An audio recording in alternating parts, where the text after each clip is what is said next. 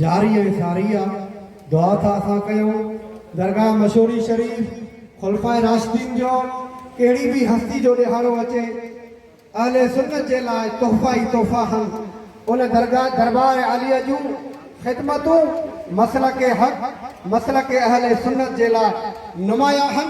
इन दरबार के शल अल्लाह ताला क़यामत ताईं शाद आबाद करे। मां ज़रूरी हो चवंदुमि ही जेको प्रोग्राम आहे 5 मिंट वेही रहो, साईं जन जो हुकुम आहे, जल्दी जल्दी वेही रहो। करबला जो 2 किरदार हन, यज़ीदी किरदार, हुसैनी किरदार। मां ज़रूरी चवंदो आहियां त भाई जेको हुसैनी किरदार आहे तव्हां ॾिसो उन टाइम भी हिकिड़े पासे ॾांहुं रक़्स ऐं सुरूद जो आवाज़, दोल धुकड़ जो आवाज़ हो, जशन पिया मल्हाइनि, ॿिए पासे ॾांहुं हीमन मां अल्लाह जे क़ुरान जे तिलावत जो आवाज़ हो। हाणे भी निहार हिननि महफ़िलनि में क़ुरान पढ़ियो वियो, हिननि महफ़िलनि में हुसैन अलैहिस्सलाम जी तारीफ़ कई वई, हिन महफ़िल में मिठे मुस्तफ़ा जो ज़िक्र कयो वियो। तव्हां बेहद भी निहारियो। मां इंतिज़ामिया खे भी चवंदो आहियां तव्हां हुननि जे कढायो, पर हक़ीक़त में फ़र्क़ु न कोन। इंतिज़ाम हिननि महफ़िलनि जे लाइ करणो आहे। मां इहा ॻाल्हि ज़रूरी हर मीटिंग में कई आहे। पीस कमेटी जे मीटिंग में डिप्टी कमिश्नर वटि एसएसपी वटि तव्हां हू महफ़िलूं निहारियो, अंदर 10 माण्हू हूंदा आहिनि, 20 माण्हू हूंदा आहिनि, रोड ते निकिरी करे ॾेखारींदा आहिनि, पर असां चवंदा हूं ही जना बाग ने निहारियो, हज़ारनि जो मजमू आहे, जमे कफ़ीर आहे।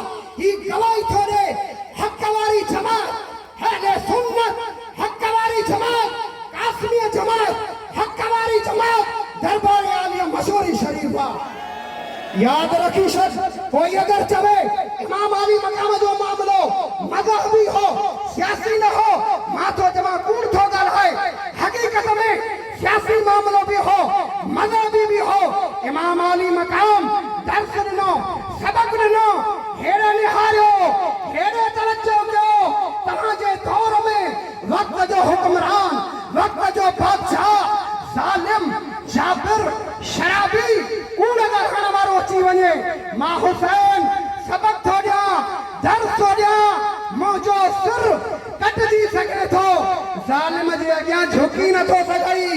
मां तारीख़ पढ़ी आहे, मशहूरी वारे साईं बादशाह जी इनकलाबी पीर हुया, मुहक़्क़िक़ हुया, मुदर्रिस हुया, मुफ्ती आज़म हुया, पर याद रखी छॾ उन्हनि भी सबक ॾिनो।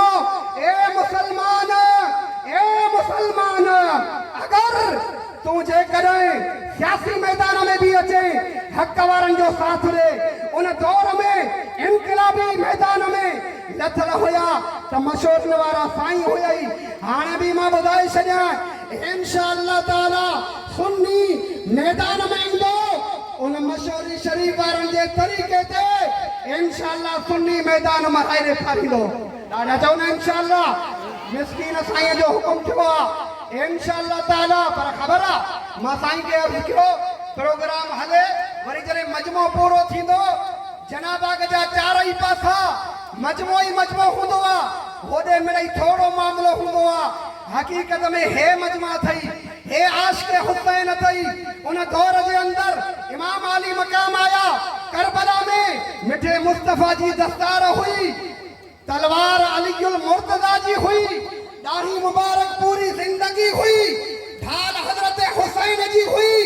इमाम अली मकाम दर्स ॾिनो, सबक ॾिनो, कहिड़े भी हाल में नमाज खे नाहे छॾिणो, क़ुरान खे नाहे छॾिणो। त ही महफ़िल दरगाह आलिया शरीफ मशहूरी शरीफ जूं ख़िदमतूं अल्लाह ताला पंहिंजी बारगाह में क़बूल फरमाए। असां सुन्ननि खे फ़ख्र आहे। अबू बकर सिद्दीक़ जो ॾींहुं अचे, जमायत कासमी अमल है।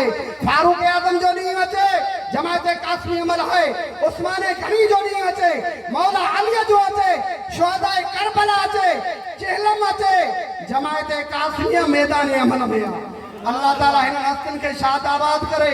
वमा अलैना इल्लल बलाग। सुभान अल्लाह।